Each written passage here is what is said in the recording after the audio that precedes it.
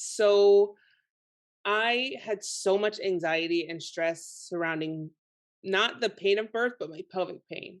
Because it hurt for me to walk. I couldn't like squat. I couldn't lay on my side. So I'm thinking like, what position am I going to be able to give birth in where it doesn't feel like my pelvis is going to like snap or rip or whatever.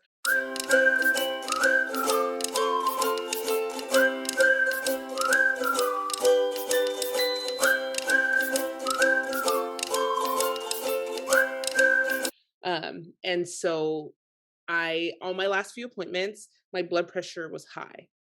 And all my blood work was normal. Everything was normal, but my blood pressure was high. And so when I went to my 40-week appointment, or when I went to my 38-week appointment, she said, "We need to induce you tomorrow." I was like, "No, I'm not ready." And she's like, "Okay, I want you to monitor at home. If it goes over this number, then you're gonna have to come in and get induced." Every time I was at home, my numbers were normal. When I went to my 40-week appointment, my blood pressure was high again, like very high, like almost 200 over like 100 or something. It was insanely high. And so she said, "I want to do you today," and I was like, "I'm not ready today," because I also was moving that following Tuesday, and so I was like, "I need to finish packing. Like I have all these things to do." So I had a lot of like stressors. Um, and so I went and had an induction appointment for the next day. So me and Juan got up. We just had the morning like praying and like listening to music. And we went to go have like a really nice lunch. And then we went, and my induction appointment was at like 6 o'clock. And so we got there late, we got there like 7 o'clock because I was like, it's fine. Baby is okay. I'm healthy. They'll see me when I get there. And so we got there about 7 o'clock, and they take us straight to a room. They do a cervix check, because they're like, we can't take you in unless you do cervix check, whatever. And so I was about 2.5 centimeters already. And I'm like, cool. And so they're like, well, we're going to start you with Cervidil and a catheter. And I said, okay. And so we ended up waiting because there was a lot of births happening. Um, and the way Kaiser works, this is what I'm trying to think of all the things that I had to like mentally like overcome. The way Kaiser works is every time there's like a code blue or an emergency, they announce it over the loudspeaker for the whole hospital here.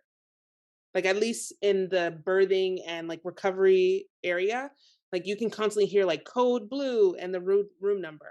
And so I'm like in there, or like if somebody was having like an emergency C-section, it like announces loud. And I'm like, nope, that's not my story. But like, why would you have that? But so the whole time I'm waiting, they're like, so many people are giving birth today. Sorry. And so it keeps get pushing back, pushing back. They don't come and give me anything until 11 p.m. So me and Juan like ordered food, and we were just like, watching TV. And then they finally came and gave me that. And so when they gave me the Cervidil, I couldn't feel any of the contractions, but they started like increasing. I had like very, very minor like period cramping, but I couldn't really feel anything. Um, and so after a while, I started feeling like a little bit more like, oh, I'm a little like uncomfortable, but not really anything that I could feel. I had to like look at the numbers to make sure that's what I was feeling. And then so at 1 o'clock, they came and gave me another Cervidil. And then I was like, oh, okay, I can kind of feel that. But I was like, I need to sleep. Who knows how long I'll be here? And so I like rested. But then if I like would wake up and then have like contraction, I couldn't really go back to sleep, but I was still like able to like lay down and be comfortable, or as comfortable as I could be in a hospital bed. And so then at 6:30 they came and they like took out the catheter, and I was 6.5 centimeters dilated. Um and I want to say that at 1 o'clock, when the nurse came, she said, just so you know, when people are induced, you'll probably be here 2 or 3 days. I was like, no, I won't. And she said, yeah, I've never seen anything quicker than 12 hours. I just want you to know that you're going to be here a few days. I was like, no, I'm not. She said, I'll see you at my next shift. I said, you won't. I'll be gone. And so I'm like, okay, cool. So they come at 6:30, remove the catheter. And the moment they took the catheter out, that was when like active labor started.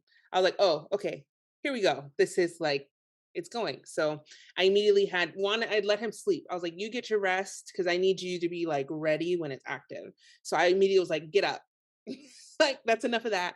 And so I'm like standing over the side of the bed and I'm like swaying, and I'm like mooing through. And then I asked for a TINS unit. And so I tried the TINS unit and I was like, this is horrible. I actually hate that. And so I'm just kind of like stuck in that one position, kind of um like sway, like kind of like squatting and like going like a circular motion and like rocking.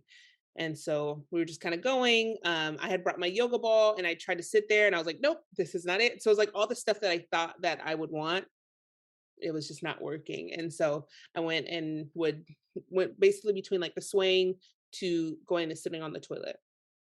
And so I would kind of alternate there. And then I reached a point where I could feel it just like ramping up. And so I had thought I had all my like music playlists ready. I had my like Christian hypnobirthing playing or ready. And then all I could play was the soundtrack where it was like no words, but it was just like the sound. And so it was already like in my spirit. Like I all of the like meditations were like coming through. The lyrics to the songs were things that I was like proclaiming like involuntarily. Like that was what was like really getting me through. And so at about 7 o'clock, I was like, call my mom, she needs to come now. Like, I feel like I'm very close. You can tell her to come now. And so my mom gets there around 8 o'clock. Um, and at that point, it was very intense. And every time I would have a contraction, my body started like bearing down some. And so I was like, it was just very quick, like, it'd only been a couple hours. And so I told them I needed them to do a cervix check. I was like, I want to know how far I am because I could tell, like, if my body's bearing down, then I'm bearing close. And she looked and I was 8.5 centimeters at that point. And what was difficult was in order for them to do a cervix check, I had to lay on my back. And that's where I have the most pain laying flat on my back. So after they had me on my back, I couldn't get up and I was stuck on my back. And so trying to like be like, it's okay, it's fine. This is where I'm comfortable. Even though I was so like, I don't want to give birth on my back, I was stuck. And so I was 8.5 centimeters. She broke my water and it just like increased even more from there. Um, and so at about 9, I kept looking at the clock, like, because time feels so fake, but I'm like, I want to know, like, if I'm actually like, it's time going forward. So it's about 9:30 now. And every time I have a contraction, my body's like bearing down and I can feel the baby moving lower and lower. And I told the nurse, I was like, I feel the head. And she's like, no, not yet. You still have time. And because between every contraction, I was able to talk. I was able to like laugh and we were making jokes. And then whenever contraction would start, I'd go into my like other world. I'm staring off into whatever. And so I think that they didn't believe how far I was. And so I kept telling her, the head is here. She's like, no, not yet. Okay. And so time keeps going. And then at about 10 o'clock, I'm like, look now. Because every time I'd have contraction, the head would come and then it would like he would go back in. And so I said, look now. And she saw the head was out. And she's like, oh, okay. And so she like runs and gets all the nurses and the midwife. And then they like sit me up a little bit. And those last few contractions, every time my body would bear down, I got like a pain. And I never had pain the whole time. But every time I would like get to the end of bearing down, I was like, ooh, like it was like a weird, that I can't like mentally, I couldn't overcome that random like tinge of pain. And so it happened like my last three contractions. I'm like, oh, like that hurt. And so then midwife comes, next contraction, I bear down and he shoots out. I think about how like the whole birth process was very like physiological and I was able to like mentally like overcome that and not feel pain. It was a lot of pressure. It was mentally draining and hard to actively remind myself that I was created to do this and that I can do this and my body was made to do this. And each I'm getting closer to my baby, all those things.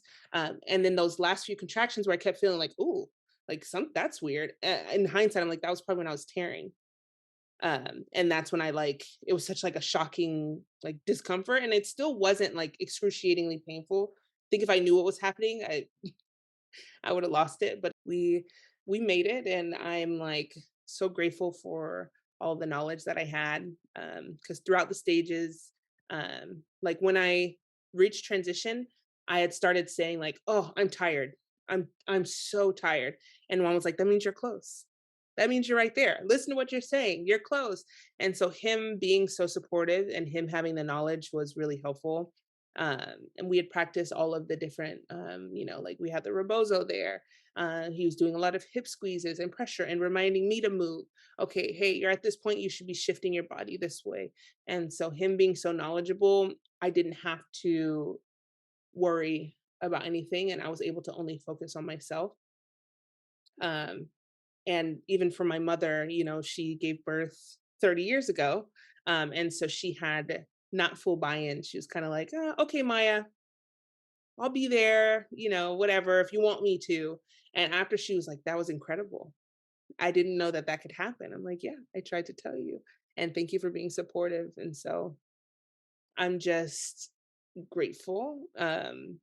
And excited, and I love to tell everyone about it and about you, and your course, and, even like I told you before, all the nurses were like, "How did you know everything? Like, you were so calm and you were so composed," and asking for, like, your Instagram and your information because they were so, like, impressed with how Juan and I were able to handle it, and so I just wanna thank you because definitely couldn't have done it without you, and I could have done it, but it wouldn't have been, as peaceful as it was, and how I wanted it to be, so That's so beautiful.